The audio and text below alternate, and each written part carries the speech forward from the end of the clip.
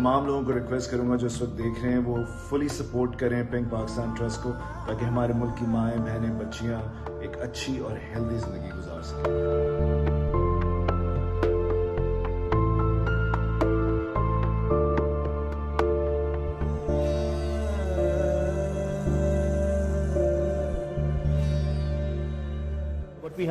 बिल्कुल, हम डिस्कशन के डॉक्टर जुबैदा काजी भी ज्वाइन करेंगे, बिल्कुल कराची से मौजूद हैं, उनसे भी हम जानेंगे और ब्रेस्ट कैंसर के हवाले से उनसे भी हम डिस्कशन करेंगे। बहुत शुक्रिया डॉक्टर जुबैदा कि आपने हमें ज्वाइन किया। और सबसे पहले इस दिन के हवाले से, इस महीने के हवाले से स्पेशली मैं बात करूंगी। हम पिंक टूबर कहते हैं इसे,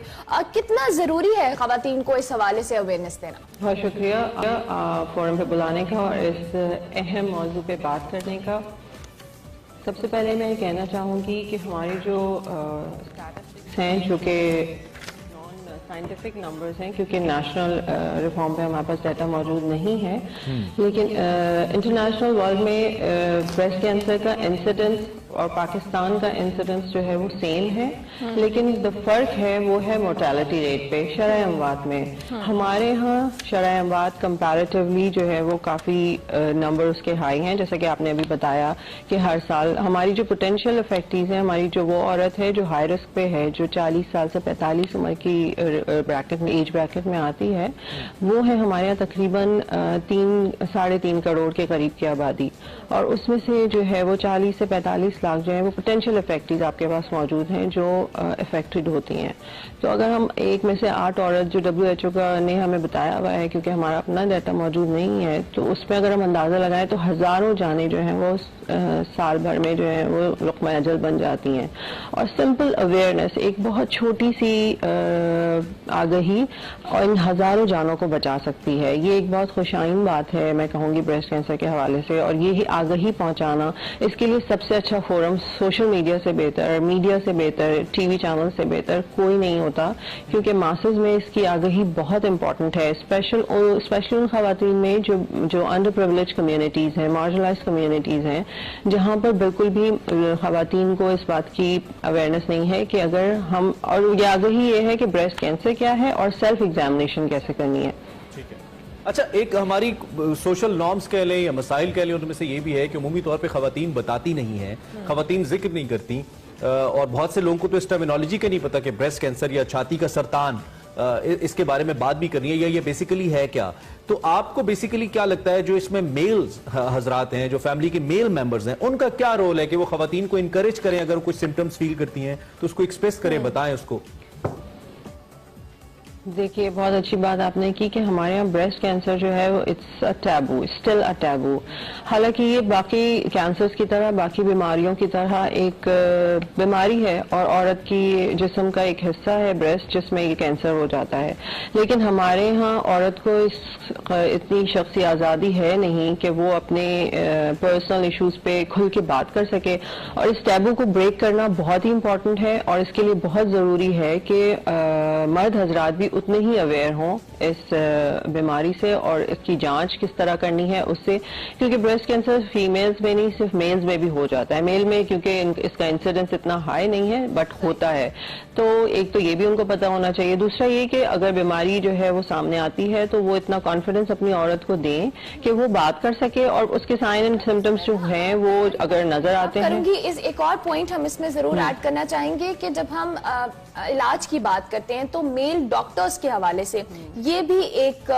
हम इस पे पॉइंट आपकी तरफ just we are coming back, government क्या रोल प्ले कर रही है जी इस सारी सूरत हाल को लेकर? कल हमने देखा है हमारी पार्लियामेंट को, सारी सरकारी इमारत को पिंक लाइट से सजा दिया गया, एक मैसेज तो दिया अवेयरनेस के लिए, लेकिन ऑन प्रैक्टिकल ग्राउंड्स हमारा हेल्थ इंफ्रास्ट्रक्चर बड़ा वीक है। तो आप चूंकि पिंक पाकिस्तान को हेड करती हैं, क्या करिए गवर्नमेंट और क्या करना चाहिए अगर हम आपसे पूछें? मैं कहूँगी कि गवर्नमेंट को बहुत अच्छा काम कर रही है जहाँ गवर्नमेंट को करना चाहिए, लेकिन ये पिंक अक्टूबर मनाना या पिंक लाइटें लगा देना हमारे लिए इनफ नहीं है। ये हमें डे टू डे वर्किंग में रहना है, और गवर्नमेंट के इदारे जो बेसिक हेल्थ के यूनिट्स हैं, जो अब हमें पब्लिक सेक्टर को स्ट्रेंथन करना है, तो हमारा सबसे अच्छा कम्युनिटी का लिंक होता है जो बेसिक हेल्थ के यूनिट होता है। उसके इंफ्रास्ट्रक्चर को बिल्ड करना बहुत इंपॉर्टेंट है, क्योंकि वहाँ पर जो पब्लिक हेल्थ प्रैक्टिशनर बैठा हुआ होता है वो कम्युनिटी से लिंक्ड होता है। उसको अवेयर करना जरूरी है ताकि ये मासेस में इंफॉर्मेशन फैल सके। और इंफॉर्मेशन ये फैलनी है कि अर्ली डिटेक्शन करनी है, जितनी जल्दी इस मर्ज की तशखीस होगी उतना इसका मुकम्मल और मौसर इलाज होगा और महदूद वसाइल के अंदर रह के हो सकेगा। अच्छा डॉक्टर जुबैदा, साथ साथ हमारी खवातीन को आप इसी नोट पर ये भी अवेयरनेस दे दें कि सेल्फ एग्जामिन कितना जरूरी है, और अगर उनको कोई भी चेंजेस अपनी बॉडी में फील हो रही हैं तो किस तरह से उन्होंने उस पर नोटिस लेना है, उसको इग्नोर नहीं करना।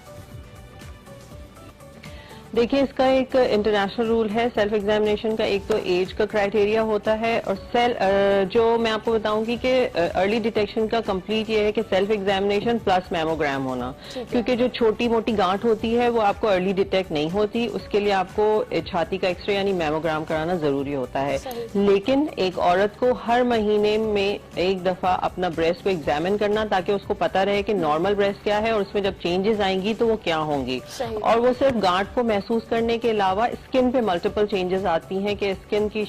थिकनेस हो जाती है, उसकी शक्ल में तब्दीली आ जाती है, रंगत में तब्दीली आ जाती है, कोई डिस्चार्ज फील हो सकता है। जिस तरह की बहुत सारी अलामात होती हैं जिसको औरत बड़े आराम से देख सकती है, डिटेक्ट कर सकती है, और उसकी सूरत में वो करीबी जो भी उसका लिंक मौजूद है, डॉक्टर मौजूद है, लेडी हेल्थ वर्कर मौजूद है, मिडवाइफ है, इवन आप ऑब्स्टेट्रिशियन के पास बहुत कॉमनली जाती है हमारी डॉक्टर्स, उनके पास जाके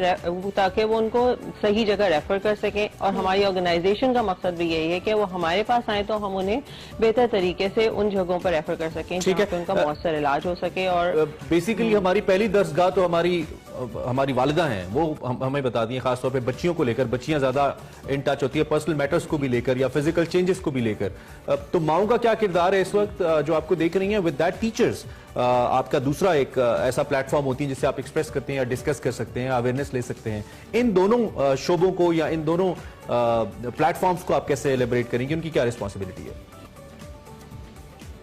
इसके लिए कि हमारे पास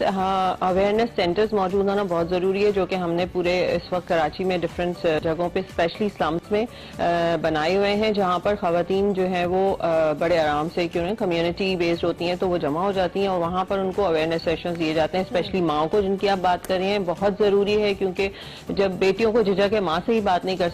सकती तो वो फिर आगे तो कुछ भी नहीं कर सकती। तो माओं को अगर ये आगाही है कि उनकी अपने अंदर या उनकी बेटियों के अंदर ये चेंजेस आएंगी तो वो उन्हें बताना है, और ये गाहे बगाहे माओं को हम बताते हैं अपने अवेयरनेस सेंटर्स पे सेशंस लेके कंटिन्यूस बेसिस पे, सिर्फ एक महीने में नहीं, महीने में एक बार दो बार। ठीक हो गया डॉक्टर जुबैदा, आपसे हम थैंक यू वेरी मच, आपने हमें ज्वाइन किया, इस हवाले से अवेयरनेस दी।